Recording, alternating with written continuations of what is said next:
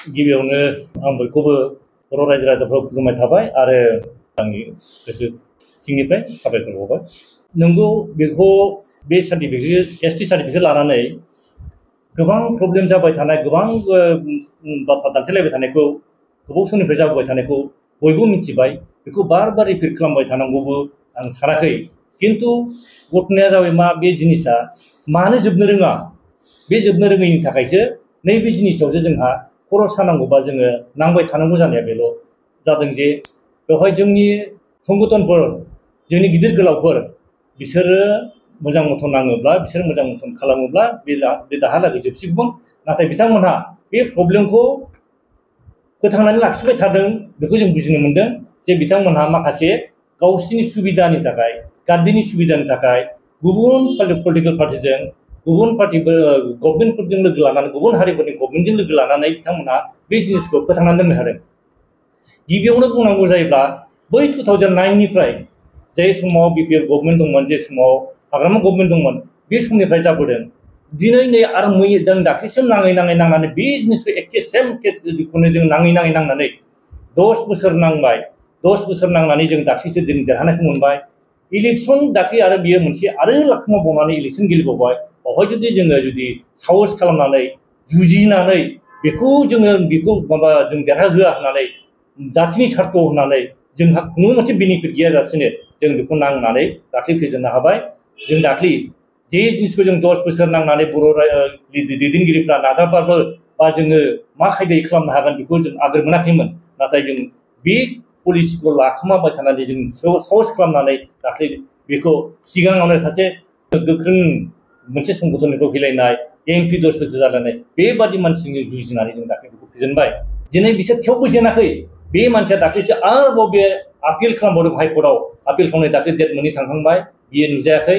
आरो दा जोङो नै सुरनिया कसारिफ्रा दा मोनसे आरोबाव गोदान मोनसे नै मैया दाख्लै 16 तारिखआव मार्चआव बे मोनसे बिसोरो अर्डार दिहुनबावबाय जे दास देखाब्लाबो बै सुरनिया दास देखाब्लाबो बिसोर बे सार्टिफिकेटखौ मोननांगौ दास देखायनो बेबादि मोनसे अर्डार दिहुनबावदों। बे अर्डारा मा जागोन होनबा नै दाख्लै थांनानै जों सानदोंमोन जोब्बाय, कुमार सरनियाखौ फेजेननाय लोगो लोगो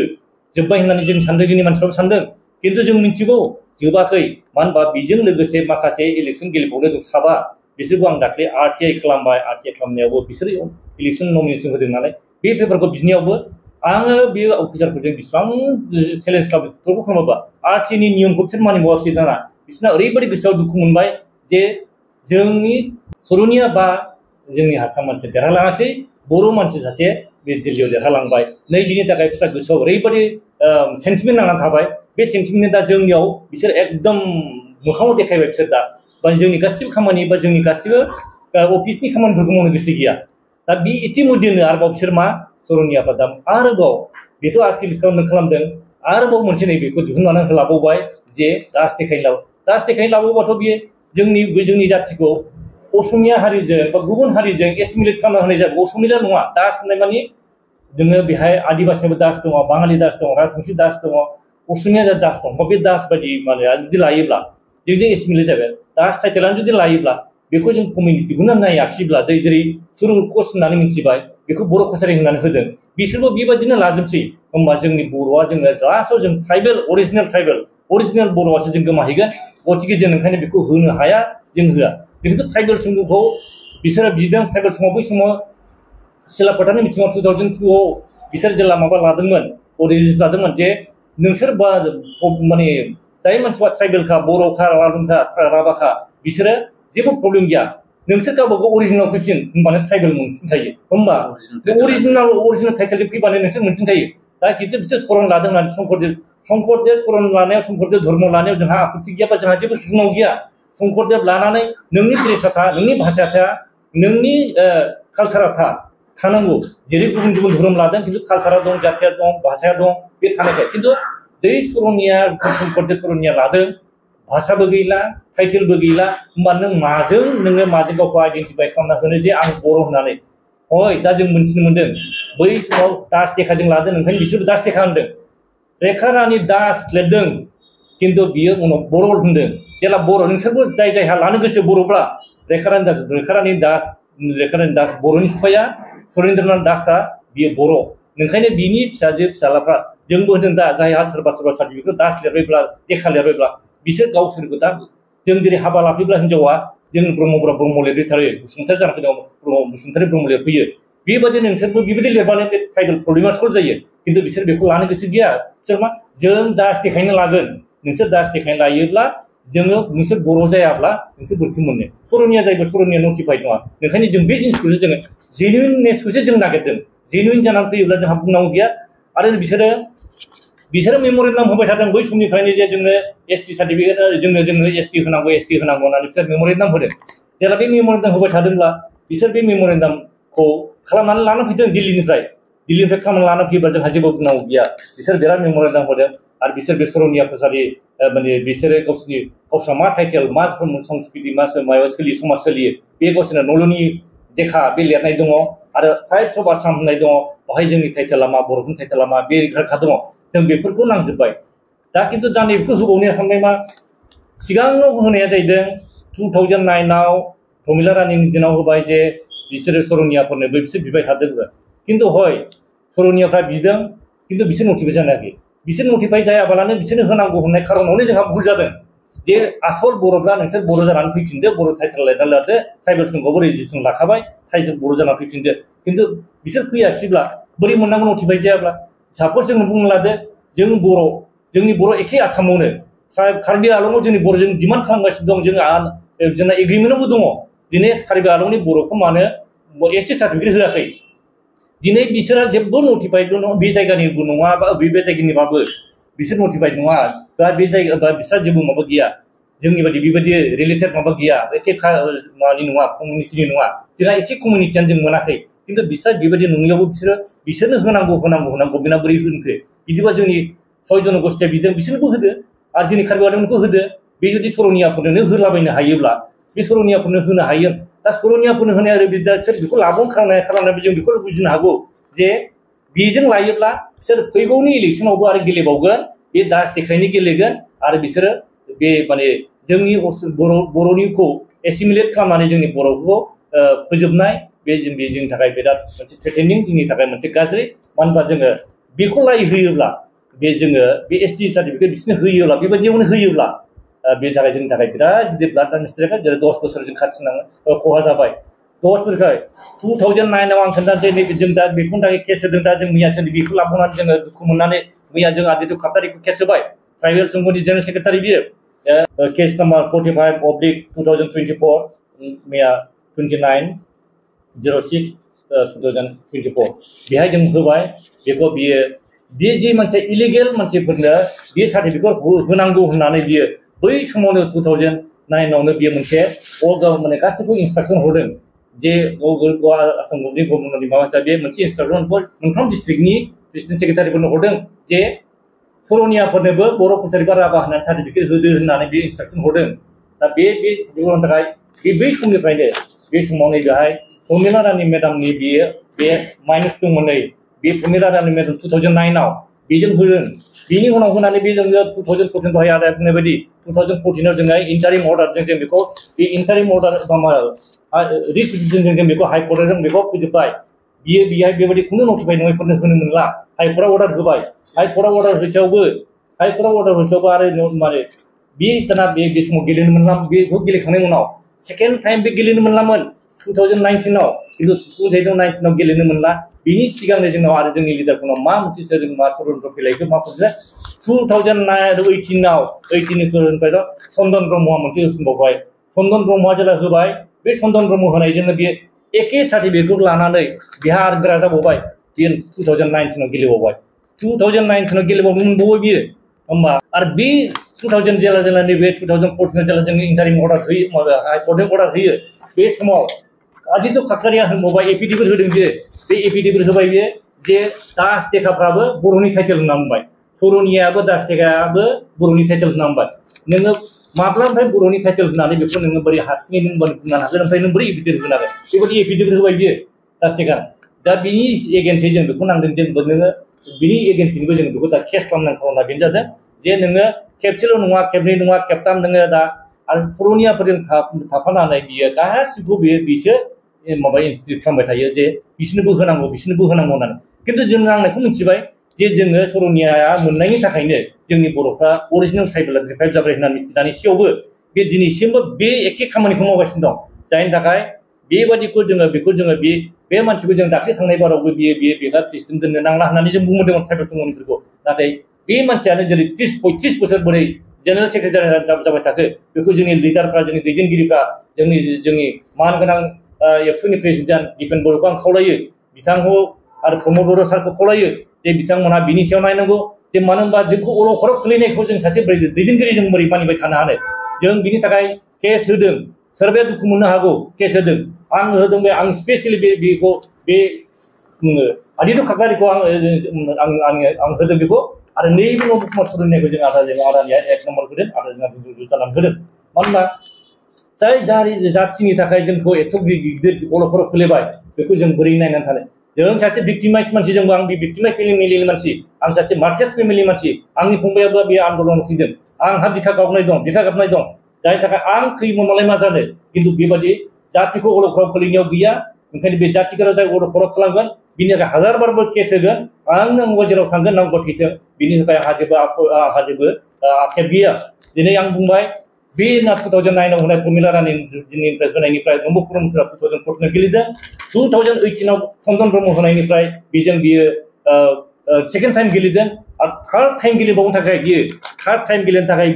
थार्ड टाइमाव गेलेनो आं बिनि थाखाय जायनि थाखाय आं एक्सपिरियेन्स लादों जे आं नमिनेसन होबाय थादोंमोन जे मोनसे सासे मानसिखौ बै समाव जों नमिनेसनाव जुदि होबथानो हायाब्ला बेखौ होबथानो हायाब्ला बेबादिनो गेलेबावगोन होननानै आं साननैनि बिथोराव खालामनानै दाख्लै होबथानो हायामोन दानि देरहालांनायफ्राबो खुनु दुगा दुनानै लाब गैया मानो होनबा बियो दाख्लै सार्टिफिकेटआ जोङो 2018 जोङो हाइकर्टआव अर्डार मोननानै गैखाला बे बर' कसारि नंला होनना बे केन्सेल थांबायमोन खिन्थु बियो 19 जेराव नमिनेसन साबमिट होयो बे मा लादों बियो आवगायाव बे बर' कसारि होननानै लादोंमोन बिनि उनाव मा लादों बियो राभा होननानै लाबाय दाख्लै राभा होननानै जेला लायो होनबा बिनि गासिबो स्क्रुटिनि खालामनाय समाव जों मिथिखाबाय बियो आं जाबोथियो माबाखौ खालामखाबाय होननानै सानब्रै सानबानिफ्राय बुंगासिनो दं आं हाइकर्टनि आंहा उकिलफोर दंखायो आं जाबोथियो माबाखौ खालामजोबखाबाय आंनि नमिनेसनखौनो हमथानो हाया होनबाय आं सानबाय बेवहायनो आंहाबो बे माबा मोनसे पलिसि खालामना नायनि एबारसिनो दोनबाय बेथ' गेलेखागोन होनबाथ' जों हमथानो हाया गथिखे बेबाय दाना जेला स्क्रुटिनियाव मोनो होनबा बिनि सार्टिफिकेटआ मा बे होनबाय बे उमुगनि ओरै बेहा गासिबो डकुमेन्टआ दंजोबो बिनिया जोब्बाय लास्टआवसो बुंहां माने बे रिटार्न उनसंबाय नोंनि बुंनांगौ नामा होनबा जों अबजेक्सन होनानै बुंबाय अबजेक्सन माने मा बिनि सार्टिफिकेटआ मा होनबा बे मैयासो सार्टिफिकेट बर' लादोंमोन दिनै बिनि सार्टिफिकेटआ मा राभा होननानै बुंबाय बिनि सार्टिफिकेटआ मा होनो राभा नै बेनो दानला दोनला बे राभा होननानै लाबाय बे होनबा जे राभा होननानै लाबाय बे बोरै बे राभा बे राभा सार्टिफिकेट बोरै मोनखो मैयासो होनबा बेखौ जों अबजेक्सन बे राभा बर' बेखौ दानो ब्लेक क्लियार खालामो होनबा बे कन्टेम्प होनबा बिनि केस बेखौ दोनथ'बाय गाबोन बिनिखौ माबाखासै बे नलबारि डिस्ट्रिक्टखौ लादों होननानै नलबारि डिस्ट्रिक्टआव बेखौ कन्फार्म खालामहरबाय अखानायै मोनाखिसै अखानायै बे जोंनो बे माबाखौ जोङो स्पिकिं अर्डारखौ होबाय जे बियो बे नलबारि डिस्ट्रिक्टआ दिहुननाय नङा होननानै बे राभा खिन्थु बे राभाजों बारलांबावोबा बेहा सार्टिफिकेट दं आंहा बेवहाय बिनि सार्टिफिकेट भेलिड ना इनभेलिड आंहा जास्टिफाइ खालामनो हाजोबो माबा गैया पावार गैया होननानै बेखौ रिटार्निं अफिसारा बुंदोंमोन आं जुदि केन्डिडेटआ बेखौ अबजेक्सन खालामामोनब्ला बेवहाय रावबो खालामाखैमोन होनबा सोरबा खालामनो बिस्रा इन्टेनसन गैया बा बिथांमोनहा बेखौ बिनि सोमोन्दै इथराब नांनो थाखाय माबा गैया प्रिपेयार नङा खिन्थु आंहा बिनि थाखाय नांगौ प्रिपेयार आं होनदों जेनेबा माखासे मिडियाजों नोंथांमोनाबो माखासे मिडियाजों बुंदों जे बिसोर सोरबा बिपिएफ सोरबा इउपिपिएलखौ फेजेननो बा माबा मोनसे भट खहा खालामनो थाखाय गेलेयाखै आरो आं होनखादों आंनो भट नाङा आं भट गेलेनो थाखाय आं एमपि जानो थाखाय आं गेलेयाखै खिन्थु आं जेला बेखौ फेजेननो हाबाय आं बेहाय होनखादों आं सासे आं देरहाबाय आं एमपि जाया जानो हागौ खिन्थु आं देरहाबाय खिन्थु आं सोरखौबा एमपि बानायहरबाय जों बानायहरबाय दा जों बानायहरबाय दा एमपि बानायहरबाय खिन्थु बेखौ लायो मोननानै थाङोमोनब्ला बे रिटार्निं अफिसारा बे अडिसि बेखौ होननानै माबा जे बिनि सार्टिफिकेट भेलिड आं जुदि अबजेक्सन होग्रा गैयाब्ला बे थांबायमोन आरो बे थाङोबा बे देरहालांबायमोन बेवहायसो दुखु मोनदों जायनि थाखाय जोंखौ बेखौ बार बेबायदि भुल खालामबाय थानाय जोंनि दैदेनगिरिफ्रा मिथिनानैबो आदित्य खाख्लारिया बायदिया बेबायदि खालामबाय थासेयावबो रावबो बेखौ माने बेखौ जेनेबा बिनि पर्टफोरनिफ्राय पर्टखौ सोलायहोआखै बेखौ बेबायदिनो दोनबाय थादों आरो बे सुरुनियानि प्रब्लेमखौ बे एसटि प्रब्लेमखौ जोंनि बर'नि बे प्रब्लेमखौ फोथांनानै लाखिबाय थादों फोथांनानै लाखिनायनि खारनाव दङ जे बिथांमोनहा माबा मोनसे गेम गेलेगासिनो दं खिन्थु जोंहा जाथिया बर'फोर लस जागासिनो दं बे लसखौ जोङो दा दिनै जोङो नमक सरायनायखौ होदों बियो एथ' बोसोर 10 बोसोराव बेसेबां बेनिफिट लादों बियो बेखौ गभर्नमेन्टआव होफिननांगौ बेखौ जों मोना जों मोननायनि थाखाय जों नाङाखै जोंहा जों बेसेबां नांनायनि थाखाय जों फैसा खरस थांदों जों बेनि थाखाय गोसो गाबाखै जों जेबो आक्षेपबो मोनाखै खिन्थु बे मानसिया होफिनदों बे मानसिया होफिननांगौ बियो जोंनि ट्राइबेल एरियानि थाखाय जोंनि क'क्राझार एरियायाव बेसेबां डेभेलपमेन्ट जानांगौ बे डेभेलपमेन्टआ जानांगौ दिनै जों सोंदोंमोन डिसिजनाव इलेक्सननि आवगाय सोंदों जे बियो बेहा बेसेबां माने बा बेसेबां मा फान्ड मा खरस खालामदों बेनि बेखौ आं जेबो मिथिया होनबाय क'क्राझार डिसिया होनबाय आं मिथिया मानो मिथिया नोङो बे सासे बे डिसि सासे एमपिनि माबाखौ बिनिफ्राय मा जायो बियो बावहाय माबा खालामाखै बिनि माबाया माने नडेल डिस्ट्रिक्टआ बे नङा नडेल डिस्ट्रिक्टआ बे नङा होनना बुंबाय नडेल मास्टार माथो बे बाक्सा जोंनि क'क्राझार चिरां बाक्सा जानांगौ मानोना बे मोनथाम डिस्ट्रिक्ट गोलैयो खिन्थु बेयाव आं जों बाहाय जेबो मिथिया होनबाय मानो मिथिया बिनि नडेल डिस्ट्रिक्ट मा बाहाथो होनबा नलबारि होनबाय नलबारि आउटसाइड बिटिसि बे आउटसाइड बिटिसि बे गाव जे जायगायाव थायो बे जायगायाव बिटिसि खामानिखौ मावगासिनो दं जायनि थाखाय बे माबा सार्टिफिकेट दिहुननाय माबानाय दा जायनि थाखाय जोंनि मानसिफ्रा जों रावबो मिथिया जे बेसेबां थाखा खरस खालामदों मा लामा मावदों दालां मावदों जों बर' एरियायाव हक हारसा एरियायाव हक बा जिखुनु बिटिसि एरियायाव मावहाय मा मावदों बिनि जों जेबो सिन्था खालामबा जों नुवाबो मिथियाबो मानो होनबा बियो बिनि नडेल अफिसाव बहायसो जों डिसिनाव होदोंमोन बेखौ जे जोंनो बे माबाखौ नांगौ होननानै डिसिया होनबाय बहाय आं होनबाय बे नडेल अफिसा बे नङा होनबा नायदो दा जोंहा बेबायदि गोबांथार जों बिराद प्रब्लेम दा बे दिनैया जों दा जे बे फाइट नांनायाव बे मोनसे रिलेटेडजों जों बिराद दं दा बहाय जों दा दाख्लै 6 सिडुलनि खोथा फैदों गुबुननिफ्राय दाराय फैनायनिफ्राय बहाय दं दिनै जों बे खोथाखौ बुङोब्ला गुबुन सानाव बुंगोन खिन्थु दिनै बे एसटि सार्टिफिकेट जों नब कुमार सरनियाखौ केस होबाय मैया बियो 46/2024 मैयानि केसाव मैयानि तारिखआव 9/06/2014 आरो खोथाया 46 दा बे सानै मानसिखौ जों केसखौ होबाय आरो बिनि बादै जों दा नैबेनि थाखाय जों गुवाहाटियाव केस होनांगौ मानो होनबा जे जिनिसखौ नटिफाइड नङै मानसिफोरनि सार्टिफिकेट होनो मोना आरो दास टेका हिसाबै मोना बे जिनिसखौ जोङो आवगायावनो जोङो बेखौ WPTआव खालामखाबायमोन खिन्थु बिसोर बेखौ हराखै आरो हरैनि खारना मा बिसोर बेखौ फोथांनानै लाखिदों मानो होनबा सासे मानसिखौ जुदि नागिरनांबा जों सासे मानसिया कमिउनिटि जेरै जोङो दा लेगेसि डाटा जोङो एनआरसि फरेनारि मार्कखौ दिहुननो हायो जोंनाबो बियो जों लेगेसि डाटाखौ होबानो बे मानसिया बर' ना हारसा ना मा टाइटेलनि मानसि बेखौ मोनहैयो होननानै बुंदों खिन्थु लेगेसि डाटाखौ एकदम बिसोर मा दानि बे नैबे अनलाइनजों लाहोनाय आरो दानि बे गोदान माबायाव दाख्लै केबिनेट मिटिं डिसिसन लानायाव बे जिनिसा गैया बे लेगेसि डाटाखौनो होआखै लेगेसि डाटा होयोब्ला नों माबे हारिनि माबे मानि बेखौ मिथियो जायनि थाखाय नैबे जिनिसखौ इलिगेल खालामबाय थानानै जोंनिखौ नाख्रेबबाय थानो थाखाय बे जिनिसखौ खालामदों ओंखायनो जोंनि लिडारफोरा रिकुवेस्ट खालामो प्रमद बर' सारखौ जों रिकुवेस्ट खालामो आरो जोङो दिपेन बर' सारखौ रिकुवेस्ट खालामो जे सरनियाफोरनो होयोबा लेगेसि डाटा नायनानैसो ट्राइबेल सुबुंखौ होनांगौ होननानै बुंनांगौ लेगेसि डाटा नायदो बे मानसिया अरिजिनेल बर'बा आरो जोबनायाव बियो बै गावनि टाइटेल अरिजिनेल टाइटेल बिबै बिबौनि टाइटेला मामोन बेखौ लानांगोन नैबे जिनिसखौ लाफादेरनाय होदेरहैनांगोन होमबा जों मिथिगोन बे सार्टिफिकेट हर नङाब्ला आंबो दास टेका खिन्थु नोङो दास टेकाबाबो बै अरिजिनेल जेनेरेल कास्टनि अरिजिनेल असमिया अरिजिनेल गुबुन हारि बेयो खिन्थु बर' नङा दा बेबायदि मानसिया लाखोमानो नागिरगासिनो दं बिनि थाखायनो बे जिनिसखौ खालामदों बे जोंनि माखासे गुबुन हारिनि षड्यन्त्र दङ बेखौ जोंनि दैदेनगिरिफ्रा बुजिदो दा ओंखायनो लिडारफोरखौ रिकुवेस्ट खालामबाय जाहाथे बेखौ खालामो आरो जोंनि माखासे जाय अरिजिनेल बर'मोन दास टेका लादों बिसोर दा गुबुन हारिनो जेनेरेल मानसिनो हा फानगासिनो दं बाक्सायाव फानगासिनो दं होनबा बे जोंनि जोंनि एसटि हारिनि हाया गुबुनाव थांसै होनबा बे अलरेडि ट्रेन्सफार जाहैसै खिन्थु जोंनि बे मानसिया बिबौआ बर'आनोमोन खिन्थु गाव दास टेका लिरबाय लिरनानै दाना बै गुबुन जेनेरेल मानसि फाननो मोनबाय दास टेका नालाय बे जेनेरेल नालाय फाननो मोनबाय होनबा जोंनि ट्राइबेलनि हाया थांनानै दंहैयो बे लस बे जिनिसखौबो ट्राइबेल सुबुङा हमनांगौमोन जोंनि ट्राइबेल सुबुङा खालि सार्टिफिकेट फाननायनिल' थायोब्ला गुबुन हारिनो फानबाबो फैसा मोनो लायोब्ला